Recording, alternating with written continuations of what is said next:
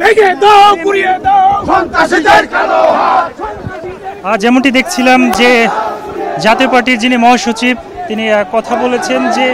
গণ অধিকার পরিষদের যে নেতাকর্মীরা তারা কিন্তু সরাসরি এই হামলার সাথে জড়িত এমনটি তিনি বলছিলেন এবং সংঘবদ্ধভাবে তারা এখানে হামলা করেছে এমনটি তিনি কিছুক্ষণ আগে বলেছেন।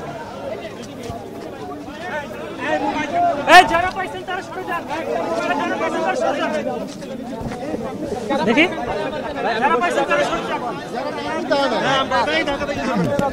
যারা নিচেন ভাই বলেন বলেন আরে নিচে আরে ভাই বসেন নাই বসেন বসেন জায়গাটা বড় করেন একটু পিছন তাহলে ভালো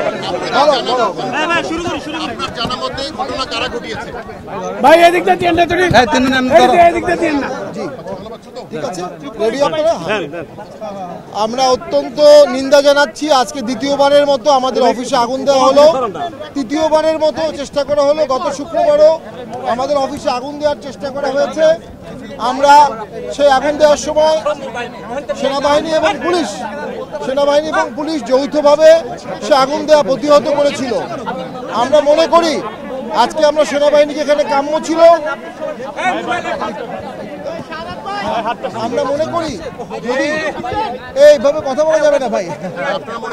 আপনারা যদি চুপ না করেন কথা বলতে পারবো না হ্যাঁ আমরা মনে করি এই সমস্ত ঘটনার জুডিশিয়াল এনকোয়ারি প্রয়োজন ছিল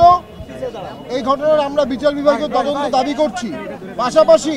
সন্ত্রাস বিরোধী আইনে যেসব দল সন্ত্রাসী কার্যক্রম করে গণ অধিকার পরিষদ আমাদের অফিসে আগুন দিয়ে সন্ত্রাসী কার্যক্রম করেছে আমরা সন্ত্রাস বিরোধী আইনে গণ অধিকার পরিষদের নিষেধাজ্ঞা চাই আমরা মনে করি এই দলটি রাজনীতি করার অধিকার হারিয়ে ফেলছে আমাদের যে আরপিও আছে আরপিও অনুযায়ী এই দলকে নির্বাচন কমিশন থেকে ব্যান করা উচিত এবং বিগত সময় আমরা দেখেছি যারা মব করতে এসেছিল তাদের বিরুদ্ধে সরকার কোনো পদক্ষেপ নিচ্ছে না যারা মবের ভিকটিম হচ্ছে তাদের বিরুদ্ধে তদন্ত হচ্ছে তাদেরকে অ্যারেস্ট করা হচ্ছে আমরা এই অবস্থার পরিত্রাণ চাই রাষ্ট্র সরকার আজকে চিট ধরে গেছে রাষ্ট্র এবং সরকার ব্যর্থ হচ্ছে নাগরিকের অধিকার রক্ষা করতে আমরা এই পুরো ঘটনার বিচার বিভাগীয় তদন্ত কামনা করি এবং দোষী ব্যক্তিদেরকে 24 ঘন্টার মধ্যে অ্যারেস্ট না করলে আমরা দেশব্যাপী দুর্বার আন্দোলন করে দেবো ইনশাআল্লাহ। আপনি কি মনে করেন না যে বিগত যে এর আগে দুটি হামলা হয়েছে সেই হামলার যদি সুষ্ঠু তদন্ত হতো তাহলে তৃতীয় ঘটনা ঘটতো না? যে হামলাটি হয়েছে তাৎক্ষণিক যদি যারা হামলা করেছে তাদেরকে অ্যারেস্ট করা হতো তাহলে কখনোই এই ধরনের ঘটনা ঘটতো না সরকার এ বিষয়ে উদাসীন সরকার চেয়ে চেয়ে দেখছে আর মপতন্ত্রের রাজত্ব চলছে মপকারীরা মপ করে যাচ্ছে সরকার এই চেয়ে চেয়ে দেখার কারণে